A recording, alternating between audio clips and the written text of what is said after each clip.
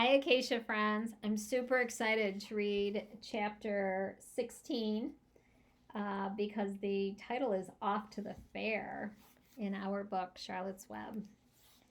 The night before the county fair, everybody went to bed early. Fern and Avery were in bed by 8. Avery lay dreaming that the Ferris wheel had stopped and that he was in the top car. Fern lay dreaming that she was getting sick in the swings. Lurvy was in bed by 8:30. He lay dreaming that he was throwing baseballs at a cloth cat and winning a genuine Navajo blanket. Mr. and Mrs. Zuckerman were in bed by 9. Mrs. Zuckerman lay dreaming about a deep freeze unit. Mr. Zuckerman lay dreaming about Wilbur. He dreamt that Wilbur had grown until he was 116 feet long and 92 feet high, and that he had won all the prizes at the fair and was covered with blue ribbons and even had a blue ribbon tied to the end of his tail. Here's a picture of what Wilbur looked like in Mr. Zuckerman's dream. Down in the barn cellar, the animals too went to sleep early, all except Charlotte. Tomorrow would be fair day. Every creature planned to get up early to see Wilbur off on his great adventure. When morning came, everybody got up at daylight. The day was hot. Up the road at the Arable's house, Fern lugged a pail of hot water to her room and took a sponge bath. Then she put on her prettiest dress because she knew she would see boys at the fair. Mrs. Arable scrubbed the back of Avery's neck and wet his hair and parted it and brushed it down hard till it stuck to the top of his head. All but about 6 hairs that stood straight up. Avery put on clean underwear, clean blue jeans, and a clean shirt.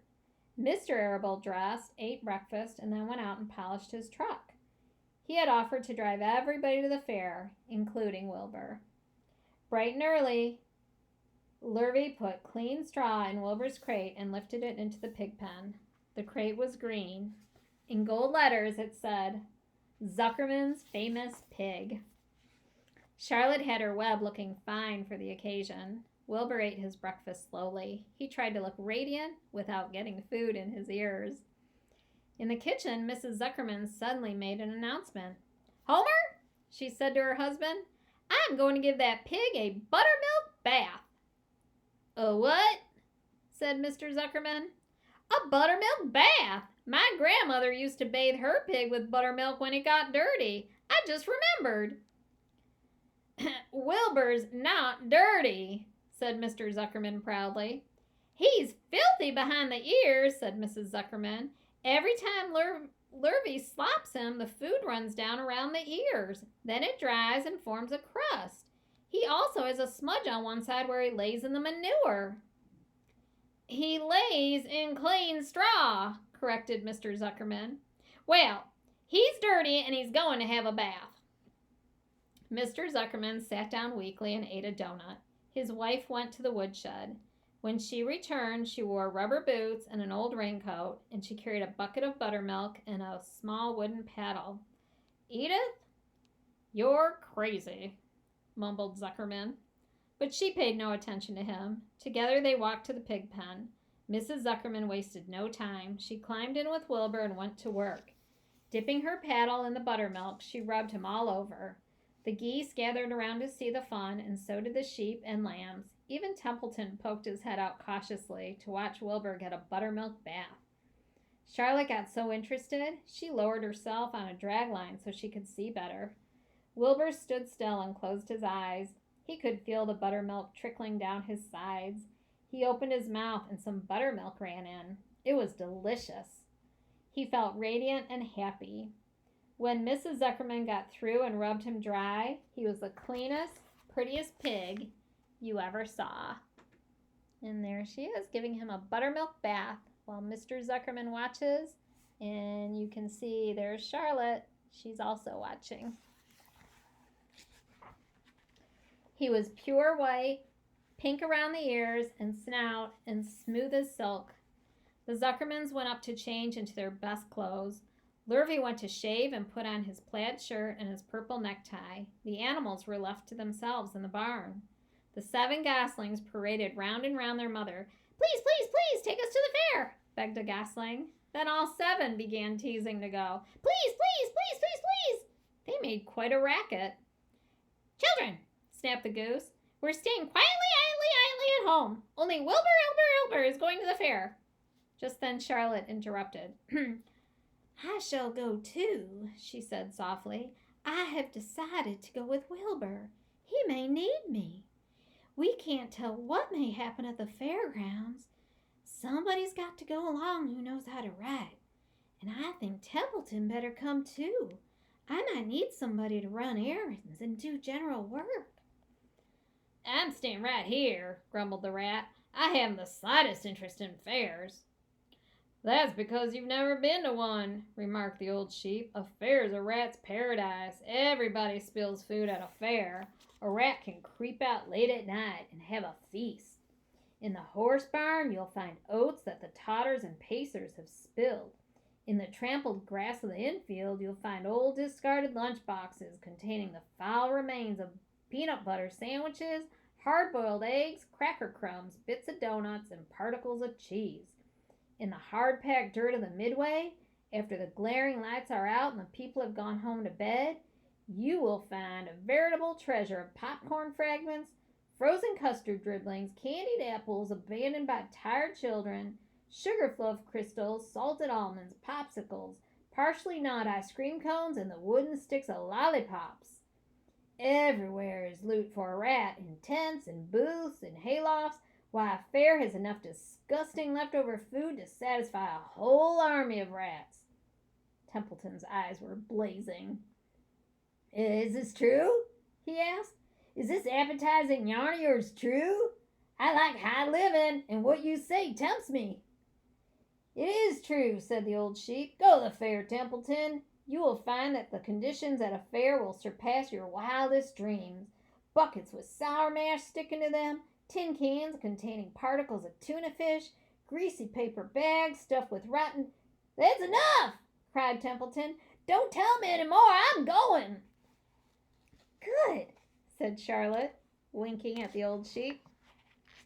"Now then, there's no time to be lost. Wilbur will soon be put into the crate. Templeton and I must get in the crate right now and hide ourselves." The rat didn't waste a minute. He scampered over to the crate, crawled between the slats, and pulled straw up over him so he was hidden from sight. "All right," said Charlotte. "I'm next." She sailed in the air, let out a dragline, and dropped gently to the ground. Then she climbed the side of the crate and hid herself inside a knothole in the top board. The old sheep nodded. "What a cargo," she said. "That sign ought to say, 'Zuckerman's Famous Pig' and 2 stowaways." "Look out! The people are coming, shouted the gander. "Cheese it, cheese it, cheese it!" The big truck with Mr. Arable at the wheel backed slowly down toward the barnyard. Lurvy and Mr. Zuckerman walked alongside.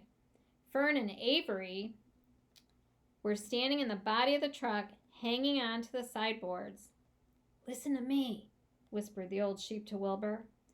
"When they open the crate and try to put you in, struggle. Don't go without a tussle. Pigs always resist when they are being loaded." "If I struggle, I'll get dirty," said Wilbur. "Never mind that. Do as I say. Struggle. If you were to walk into the crate without resisting, Zuckerman might think you were bewitched. He'd be scared to go to the fair." Templeton poked his head up through the straw. "Struggle if you must," he said, "but kindly remember I'm hiding down here in this crate, and I don't want to be stepped on, or kicked in the face, or pummeled, or crushed in any way, or squashed, or buffeted about, or bruised, or lacerated, or scarred, or biffed. Just watch what you're doing, Mr. Radiant, when they get shoving you in." "Be quiet, Templeton," said the sheep. "Pull in your head. They're coming. Look radiant, Wilbur. Lay low, Charlotte. Talk it up, geese."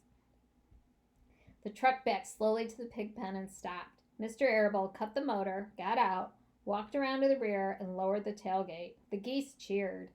Mrs. Arable got out of the truck. Fern and Avery jumped to the ground. Mrs. Zuckerman came walking down from the house. Everybody lined up at the fence and stood for a moment admiring Wilbur and the beautiful green crate. Nobody realized that the crate already contained a rat and a spider. That's some pig, said Mrs. Arable. He's terrific, said Lurvy. He's very radiant, said Fern, remembering the day he was born. Well, said Mrs. Zuckerman, he's clean anyway. The buttermilk certainly helped. Mr. Arable studied Wilbur carefully. Yes, he's a wonderful pig, he said. It's hard to believe that he was the runt of the litter. You'll get some extra good ham and bacon, Homer, when it comes time to kill that pig. Wilbur heard these words, and his heart almost stopped. I think I'm going to faint, he whispered to the old sheep who was watching. Kneel down, whispered the old sheep. Let the blood rush to your head. Wilbur sank to his knees, all radiance gone, his eyes closed. Look, screamed Fern, he's fading away. Hey, watch me, yelled Avery, crawling on all fours in the crate. I'm a pig! I'm a pig! Avery's foot touched Templeton under the straw. What a mess, thought the rat. What fantastic creatures boys are. Why did I let myself in for this? The geese saw Avery in the crate and cheered. Avery, you get out of that crate this instant, commanded his mother. What do you think you are? I'm a pig, cried Avery, tossing handfuls of straw into the air. Oink, oink, oink. The truck is rolling away, Papa, said Fern. The truck, with no one at the wheel, had started to roll downhill. Mr. Arable dashed to the driver's seat and pulled on the emergency brake. The truck stopped. The geese cheered. Charlotte crouched and made herself as small as possible in the knothole so Avery wouldn't see her. Come out at once, cried Mrs. Arable. Avery crawled out of the crate on his hands and knees, making faces at Wilbur. Wilbur fainted away. The pig is passed out, said Mrs. Zuckerman. Throw water on him. Throw buttermilk, suggested Avery. The geese cheered. Lurvy ran for a pail of water. Fern climbed into the pen and knelt by Wilbur's side. It's sunstroke, said Zuckerman. The heat is too much for him. Maybe he's dead, said Avery.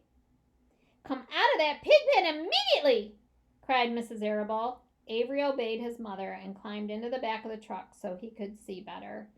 Lurvy returned with cold water and dashed it on Wilbur. Throw some on me, cried Avery. I'm hot too. Oh, keep quiet, hollered Fern. Keep quiet. Her eyes were brimming with tears.